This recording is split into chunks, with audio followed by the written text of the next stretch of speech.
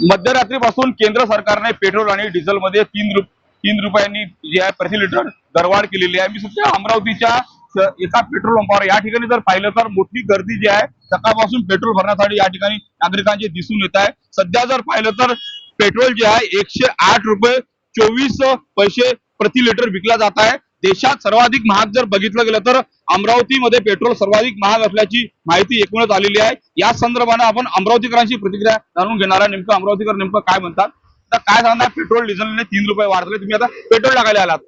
Petrol टाकायला आलो आहे, पण पेट्रोलचे भाव जेवढे वाढलेले आहे की शेतकऱ्याचे कंबरले मोडून राहिलेले आहे त्याच्या ह्याच्यात। दादा काय सांगणार, एकूणच पेट्रोल डिझेलचे भाव वाढलेले आहे? पेट्रोल डिझेलचे भाव वाढून राहिले बरोबर आहे, पण त्याचसोबत शेतीचे आपले जे खत आहे त्याचे पण भाव वाढलेले आहे। तर शेतकऱ्यांनी नेमकं करायचं काय, फाशी घ्यायची की उत्पन्नाकडे लक्ष द्यायचं, हे सरकारी फक्त मनमान्य करत आहे, हुकुमशाही चालवत आहे।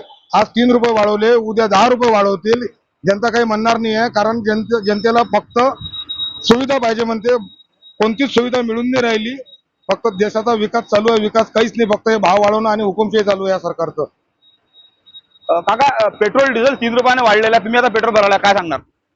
अरे वा, हे मोदी सरकार जेव्हापासून आले ना त्याच्यामुळे हे सर्व वाढत आहे। गॅसचे भाव वाढले, पेट्रोलचे भाव वाढले, पुन्हा अजून जे कमर्शियल सिलेंडर आहे त्याचे भाव वाढले। आता आपण काय करावं, गरीब माणसांनी काय करायला पाहिजे, आहे की नाही? याच्यामुळे याच्याकडे जास्त लक्ष दिलं पाहिजे। पेट्रोलचे भाव वाढणार नाही म्हणत होते ना, आता भाव वाढले। जे 4 राज्यातल्या निवडणूक आटोपल्यानंतर अचानक केंद्र सरकारने पेट्रोल डिझेलचा भाव वाढवल्यामुळे नागरिकांमध्ये मोठी नाराजी, आणखी काही नागरिकांची बोलतात। भाऊ 3 रुपयांनी पेट्रोल वाढलं,